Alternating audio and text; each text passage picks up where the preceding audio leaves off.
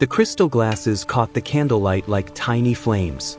12 members of the Whitmore family sat around the long mahogany dining table inside their plantation house outside Natchez, Mississippi.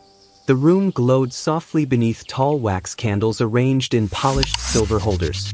Their light danced across white linen cloth, crystal goblets, and carefully arranged plates.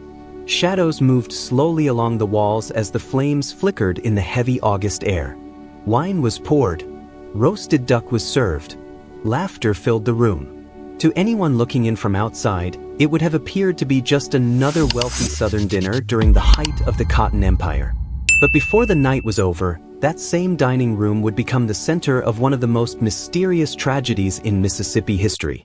And the woman who made it happen had been standing quietly in the kitchen doorway the entire time. Her name was Clara, and for 11 years she had been invisible. Not because she hid from anyone, but because no one truly saw her. The Whitmore plantation stretched across thousands of acres along the Mississippi River. From the riverbanks, visitors could see the white columns of the plantation house rising above the magnolia trees like a monument to wealth and authority. The estate was one of the most prosperous properties in Adams County, producing enormous quantities of cotton that were shipped downriver toward New Orleans and then across the Atlantic to textile mills in Europe.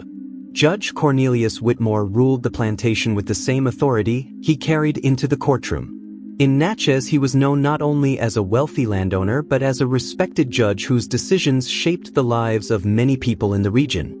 Workers in the fields answered to overseers who rode on horseback beneath the burning Mississippi sun. Inside the plantation house, servants moved quietly through hallways and rooms, maintaining the daily rhythm of a wealthy household. Meals appeared on the table every evening as if by magic. But of course, there was no magic. There was only labor. And the person responsible for the food that night was Clara. The kitchen stood behind the main house in a separate brick building, as was common on large plantations across the South. Cooking fires produced tremendous heat, and keeping the kitchen separate helped keep the plantation house cooler during the summer months. Inside that kitchen, the air was thick with smoke and steam. Iron pots hung from hooks above open fires. Wooden tables were covered with bowls of vegetables, spices, and freshly prepared ingredients. Clara knew every corner of that kitchen. She knew how the iron ovens held heat long after the fire had faded. She knew which herbs would bring out the richest flavor in roasted meat. She knew exactly how long to simmer a stew so that every ingredient blended perfectly together. Visitors who dined at the Whitmore house often praised the meals they were served. Judge Whitmore enjoyed those compliments. More than once he had lifted his wine glass during dinner and declared proudly that his household possessed the finest cook in Adams County. Yet he rarely spoke Clara's name when he said it. To most of the family, she was simply the cook. And that was enough. Clara had arrived on the plantation 11 years earlier. She had been brought there after being purchased in New Orleans. The journey up the Mississippi River had taken several days, and when she stepped onto the dock at Natchez, she knew that the life she had known before was gone forever.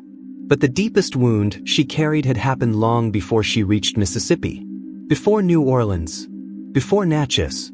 Before the Whitmore plantation. Clara had once lived on a smaller plantation near Baton Rouge. There she had given birth to 2 daughters. 2 girls who had filled her life with the kind of joy that even slavery could not completely erase. But when the plantation owner fell into debt, the people living there became part of the property that was sold to settle those debts. Families were separated. Husbands were sold away from wives. Children were taken from their mothers. Clara's daughters were sold to a trader traveling west. No one told her where they went. No one told her who bought them. They were simply gone. From that moment forward, Clara lived with a quiet grief that never left her. When she arrived at the Whitmore plantation, she rarely spoke about her past.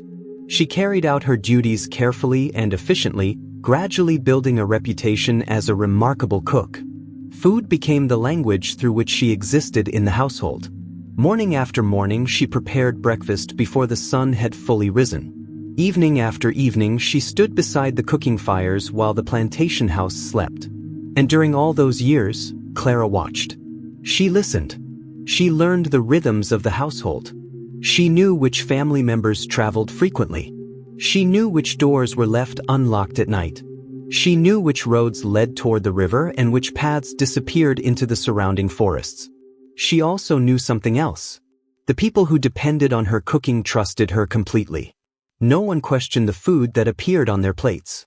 No one imagined that the quiet woman in the kitchen doorway could ever be dangerous. But grief has a way of changing people in ways that are not always visible. Some people cry. Some people become angry. Others grow silent. Clara grew silent. And over the years that silence deepened into something else. Something patient. Something watchful. Something waiting. On the evening of August 18, 1847, the Whitmore Plantation house filled with guests. Carriages rolled up the gravel driveway carrying relatives from neighboring plantations. Family members who had not seen each other in months gathered in the parlor, exchanging greetings and stories. The celebration was for Judge Whitmore's 62nd birthday. Candles were lit along the dining table. Silver dishes gleamed beneath the warm light. The scent of magnolia blossoms drifted through the open windows, carried by the humid Mississippi night. Inside the kitchen building, Clara prepared the final dishes for the evening meal. Roasted duck seasoned with herbs. Fresh vegetables from the garden. Bread baked earlier that afternoon. Everything had been prepared exactly as it always was. When the time came to serve the main course, Clara lifted the tray and carried it toward the dining room. She paused briefly in the doorway. From there she could see the entire table. Judge Whitmore sat proudly at the head of the table. His relatives filled the chairs along both sides. Crystal glasses sparkled beneath the candlelight. For a moment, Clara stood quietly watching them. Then she stepped forward and placed the tray onto the table. No one paid her much attention. They rarely did. To them, she was simply another servant moving through the background of their evening. But that night would soon prove that even the quietest presence could change everything. The meal began like any other dinner. Wine was poured. Plates were filled. Conversation flowed easily across the table. Guests spoke about cotton prices and river trade. Stories from neighboring plantations were shared. Laughter echoed through the room as family members teased one another and celebrated the judge's birthday. Outside, the Mississippi night stretched quietly across the fields. Inside, the warm glow of candlelight made the room feel almost peaceful.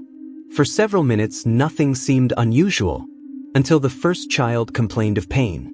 At first, the adults barely noticed. A stomach ache was not uncommon during long dinners. But the boy's discomfort grew rapidly. His face turned pale and his breathing became shallow. Within moments, something far more serious began unfolding. A woman seated nearby began to cough violently. Another guest pushed back from the table, clutching his stomach. Confusion spread through the room. Chairs scraped across the wooden floor. Voices rose in alarm. Someone shouted for water. Another guest collapsed beside the table. Within minutes, the dining room was filled with panic. People struggled to stand. Others fell to the floor. The laughter that had filled the house only moments before was replaced by cries for help. Someone shouted that the food had been poisoned. In the middle of the chaos, one of the servants ran toward the kitchen doorway. But when they reached it, they stopped. The kitchen was empty. Clara was gone. What happened inside the Whitmore Plantation house that night quickly became the subject of rumor and investigation across Mississippi. By morning, the entire Whitmore family lay dead inside their dining room. 12 people, all from one household. Doctors summoned to examine the bodies soon determined the cause of death was poisoning. Arsenic, a substance that could be mixed into food without immediately altering its taste. Authorities began searching for the person responsible.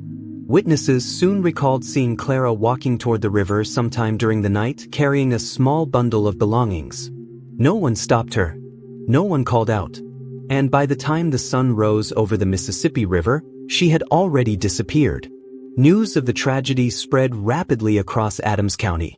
Plantation owners were shaken. How could an entire household be destroyed from within? Sheriff William Donovan arrived to investigate the scene. Doctors examined the bodies while officials questioned every servant living on the plantation. But something unusual happened during those interviews. No one seemed eager to speak. Memories were vague. Stories were uncertain. Every person questioned repeated the same explanation. The cook had already been sold weeks earlier.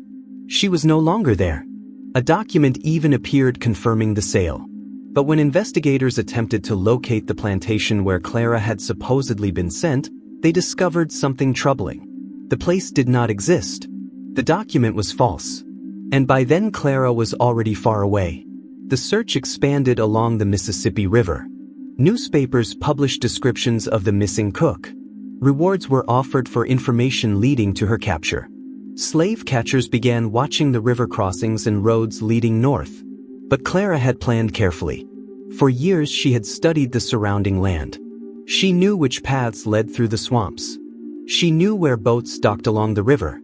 She knew which travelers passed through the region unnoticed. She also had help.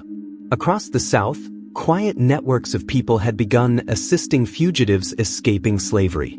Through whispered signals and trusted contacts, Clara moved from one safe place to another. Each stop carried her further away from the plantation world she had known for 11 years. Meanwhile, fear spread across the Mississippi plantations faster than the investigation itself. Families began locking kitchen doors. Some required servants to taste food before it was served. Others dismissed their cooks entirely. Trust had vanished. The idea that someone inside the household could quietly destroy an entire family shook the plantation system to its core. Months passed. The investigation slowed. Clara was never captured. Some believed she had escaped north. Others believed she changed her name and disappeared among free communities. A few insisted she never left the South at all. But one thing was certain. The Whitmore plantation never recovered. Ownership of the estate became tangled in legal disputes. Workers were sold away to settle debts. Within a few years, the once powerful household vanished from the region's social circles. Today, the story survives mostly in scattered newspaper reports and courthouse archives. But the questions remain. What would drive someone to such a decision? How many others carried the same quiet anger? And how many stories like Clara's were never recorded at all? History often remembers the people who held power, but sometimes the most powerful acts come from those history tried to erase. Clara's name appears only briefly in the surviving records. Yet her story left a shadow that stretched far beyond one plantation dinner. A reminder that even in systems built on control, resistance could appear in the most unexpected places. Sometimes in the fields, sometimes in the forest, and sometimes quietly in the kitchen. Disclaimer: this documentary is not to promote hate, it's for learning purpose.